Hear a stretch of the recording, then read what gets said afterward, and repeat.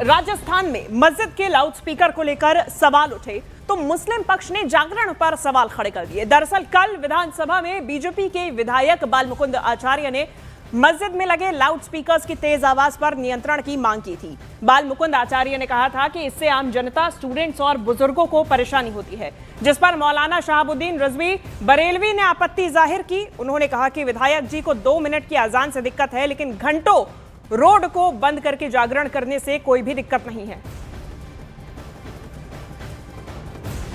जयपुर शहर में तमाम बड़े बड़े मस्जिदों पर 4-4, 5-5 मंजिल चढ़ाकर मीनारें खड़ी करना, बड़े बड़े लाउड स्पीकर उस पर लगे रहना, जिनकी आवाज़ से तय मानकों से बहुत अधिक होने के कारण क्षेत्रवासियों में बहुत बड़ी समस्या का सामना करना पड़ता है। विद्यार्थी सुबह सुबह अध्ययन करते हैं, इनको इन तेज आवाज़ से व्यवधान उत्पन्न होता है। प्रातः 4 बजे से ही तेज आवाज में बोलना शुरू हो जाता है, जिससे आम आदमी की नींद को भी खलल पड़ता है। एक धर्म स्थल पर उनको तकलीफ हो रही है, जहां अजान हो रही है और अजान 1.5 से 2 मिनट में खत्म हो जाती है, इससे ज्यादा नहीं होता।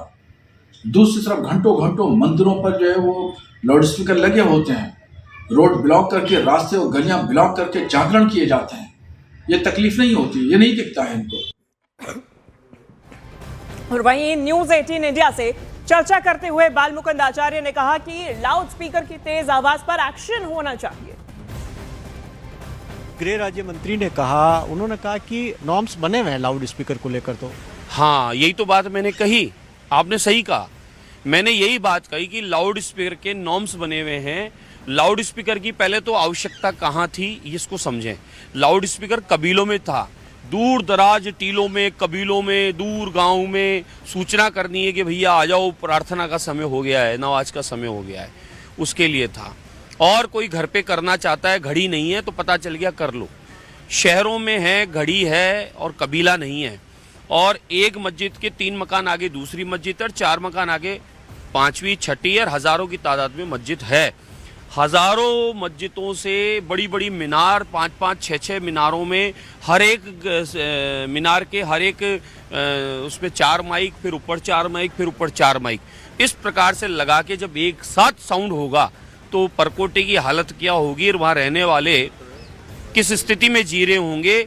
और जिनको माइग्रेन है, सर दर्द की प्रॉब्लम है, जिनके माता पिता बुजुर्ग बीमार हैं, जो अस्पताल पास में हैं, जो स्कूल है, जो एग्जाम करने वाले बच्चे हैं, जो कोचिंग है, उन लोगों की स्थितियां क्या होगी, इसको समझें। लाउड स्पीकर का आवाज का तेज कर देना, वॉल्यूम बहुत ज्यादा बढ़ा देना, जानबूझकर ऐसी स्थितियां उत्पन्न करना कि वहाँ बहुसंख्यक समाज के गिनती के घर बच्चे उनको पलायन करना पड़ जाए, उसके नियम कायदे के फॉलो के लिए मैंने निवेदन किया है, जिसका हो नहीं रहा है। आरोप लगा रही है कि आप संप्रदाय विशेष को टारगेट कर रहे हैं ये मसला उठाकर।